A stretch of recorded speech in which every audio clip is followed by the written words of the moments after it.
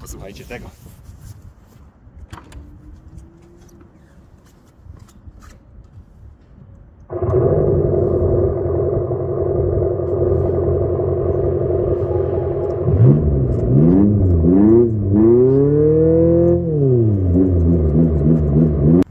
Cześć, Bartek Urban. Zapraszam do testu Abarta 500e.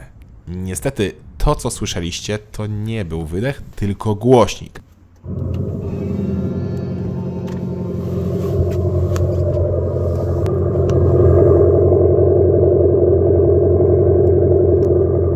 Tak, zgadza się. Nowy Abarth 500, 500e to już tylko elektryk, a producent zamontował głośnik, który emituje dźwięki podobne do tych, które kiedyś wydawał spalinowy Abarth.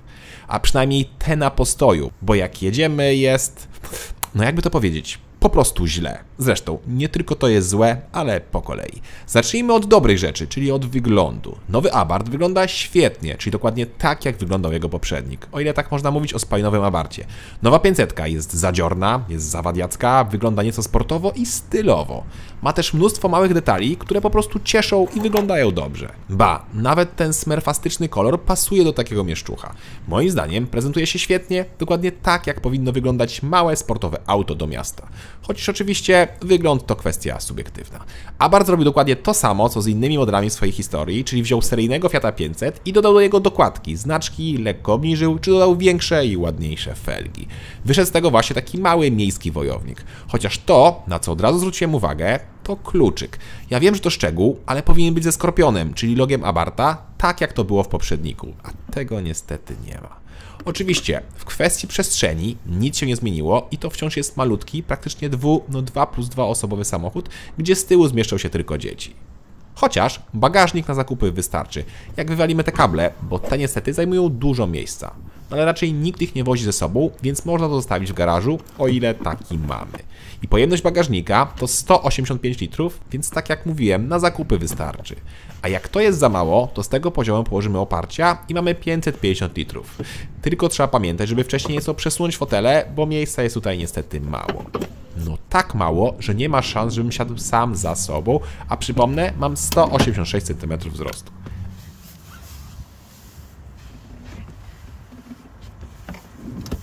Ani na głowę, ani na nogi, no nie mam miejsca. Tak jak mówiłem, to są miejsca dla dzieci i to tych małych.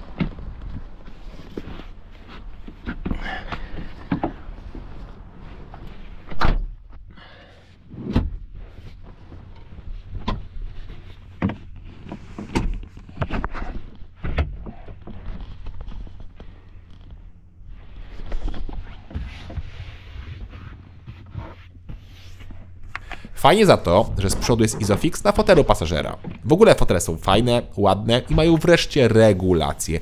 Regulacje, czyli da się ustawić w miarę wygodnie fotel, podobnie jak i kierownicę. A tutaj odnoszę się do poprzednika, spalinowego Abartha, bo tam siedziało się jak na kiblu. Poważnie, pozycja tam była straszna, jak jakiś kibel czy stołek, a tutaj da się nieco wygodniej siedzieć.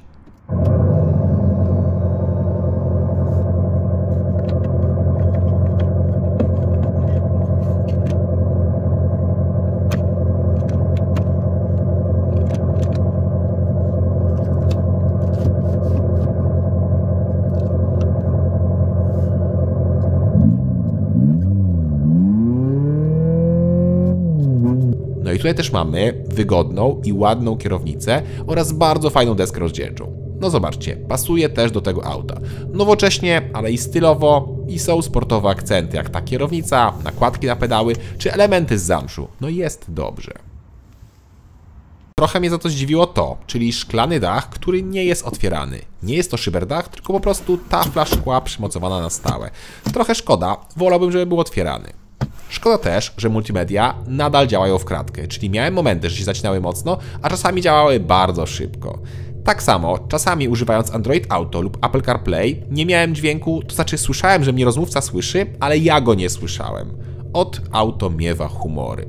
Humorem popisał się też producent, ponieważ ten wspaniały sztuczny dźwięk z głośników wyłącza się na menu zegarów cyfrowych i to w ustawieniach wyświetlacza. Tak, zgadza się, ustawienia wyświetlacza. I co gorsza, tylko na postoju. Podczas jazdy to nie działa. Nigdy bym tego nie odszukał, musiałem wykonać telefon do przyjaciela. Dzięki, Eluś.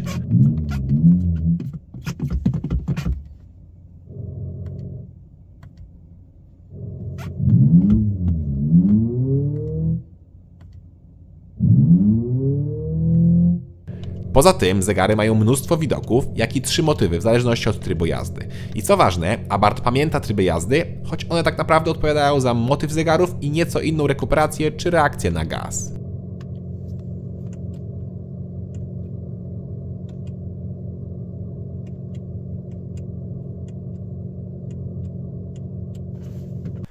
I nie wiem, czy zauważyliście, ale drzwi się otwiera przyciskiem, ale jest też niżej zwykłe cięgno, tak gdyby ten elektryczny przycisk nie działał.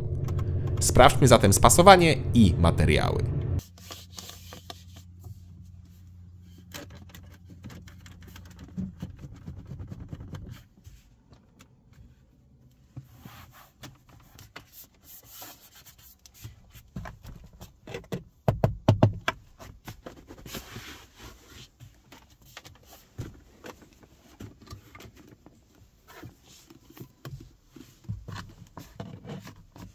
Nie jest źle, to znaczy są twarde plastiki i daszek nad zegarami lekko się rusza, ale niemal nic nie wydaje dźwięków i w miarę dobrze wygląda. No okej, w tej cenie powinno być wszystko z lepszego materiału, ale mi to nie przeszkadzało. Podobają mi się za to te nawiązania do Turynu, czyli miejsca, gdzie Abarth, jak i 500 elektryczna jest już teraz produkowana. Dobra, to parę schowków i zaglądamy pod maskę.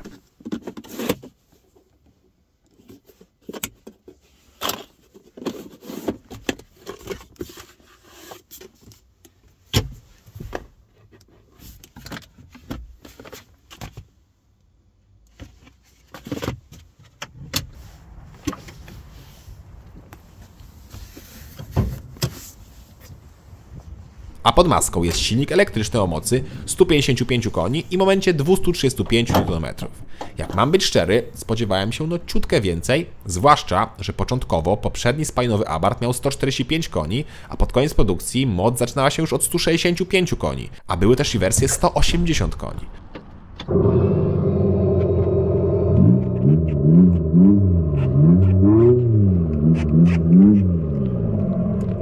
No okej, 155 a 165 no to jest niby mała różnica, ale za to wielka różnica jest w masie.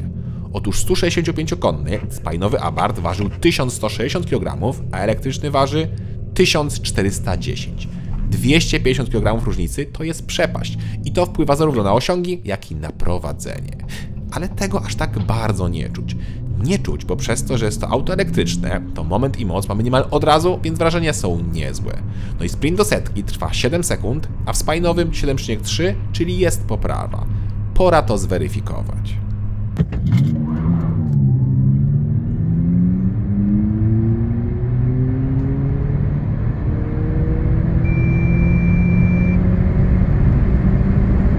No cóż, mój wynik to 7,5 sekundy, ale też miałem zimowe opony, które przy takich warunkach no średnio sobie radziły i średnio kleiły.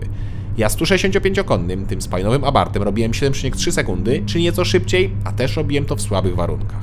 No i tam była manualna skrzynia, więc trzeba było umieć, a nowy Abarth skrzyni nie ma, jest tylko jazda do przodu lub do tyłu.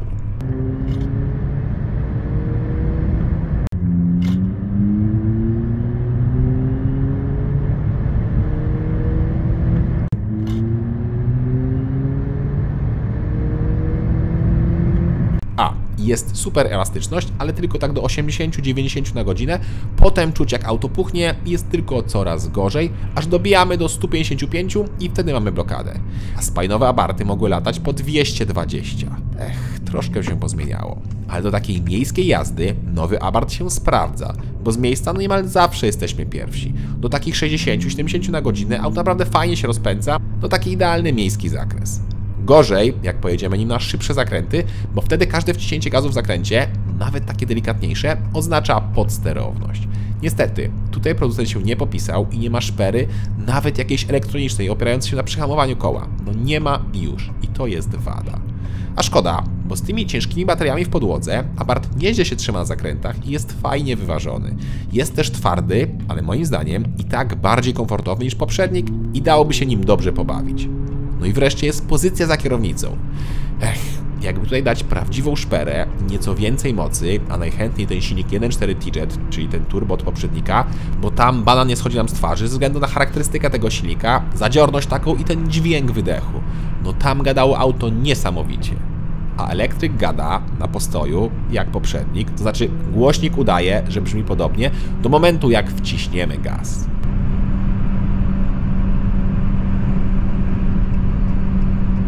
Niestety, producent zrobił to trochę na odpierdziel i potem jest tylko jeden ciągły dźwięk, który po 5 minutach mamy ochotę wyłączyć i najchętniej wywalić ten głośnik i tym samym oszczędzić parę kilogramów. Poważnie, jazda z tym głośnikiem jest nie do zniesienia. Ja jeździłem parę dni i traktowałem to jako karę. No jest takie ciągłe buczenie i tyle. Jak ktoś narzeka, że Toyoty wyjął, to powinien się tym przejechać i wtedy stwierdzi, że jego Toyota to co najwyżej lekko coś tam syczy. Abarth nie moduluje dźwięku w zależności od prędkości, nie ma sztucznych redukcji, czy nawet możliwości jest to ściszenia tego dziadostwa. Można tylko włączyć albo wyłączyć i tyle. A i co gorsza, wyłączyć można tylko na postoju, podczas jazdy się nie da. A to mogło być naprawdę fajne, jakby już pociągnąć temat, dać jakąś właśnie modulację, nawet jakieś pseudostrzały, czy dodać łopatki dla zabawy, no cokolwiek. A tak to jest tylko głośno i beznadziejnie podczas jazdy. Dramat. Tak więc to jest opcja do pokazania przed znajomymi, każdy się tylko pośmieje i wyłączyć, bo od tego boli głowa.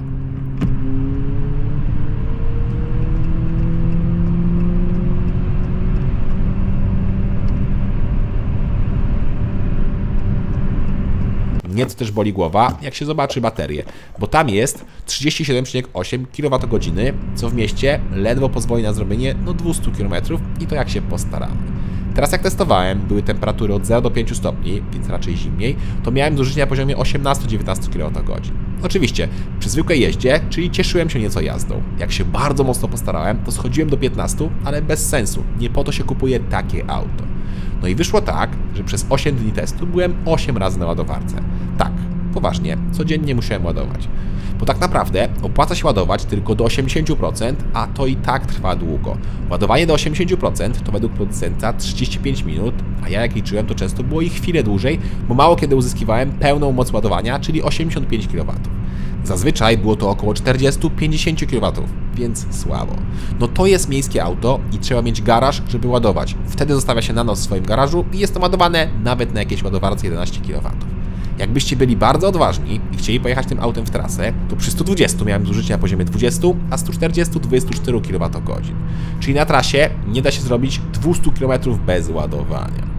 A i ta mała bateria to pewnie nawiązanie do małego baku paliwa w starym spalinowym Abarthie, bo tam było tylko 35 litrów. No ale nawet te 35 litrów pozwalały na zrobienie 300-400 km w mieście i prawie 500 w trasie. A tankowało się to w 5 minut.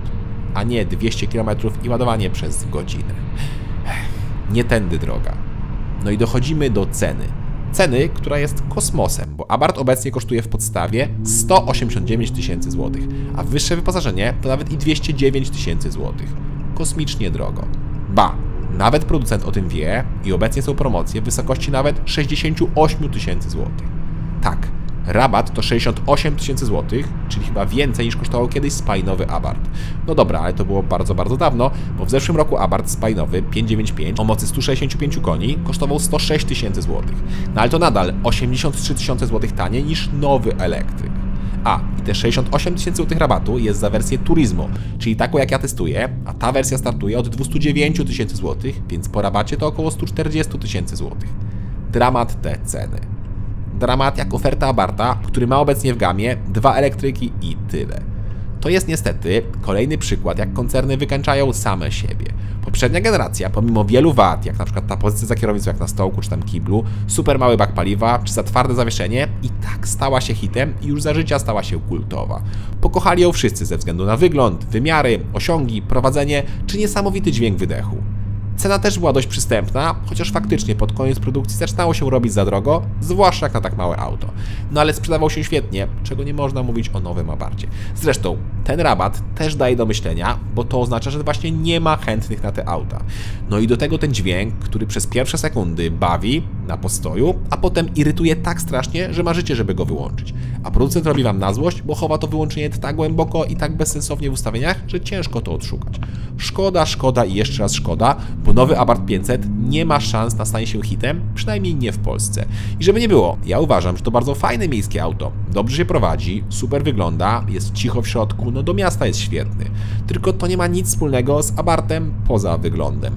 To już bym wolał kupić taką zwykłą, elektryczną 500, jak już musiałbym kupować małego miejskiego elektryka. A w zasadzie to wynajmować, bo chyba dziś nie opłaca się kupować elektryków, bo za szybko i za dużo tracą na wartości. Wziąć go w jakiś tam wynajem, czyli leasing na 2-3 lata i potem mamy spokój. A na pocieszenie macie teraz w prawym górnym rogu link do spalinowego Abartha, którego testowałem 2 lata temu. Tęsknię za nim. Cześć!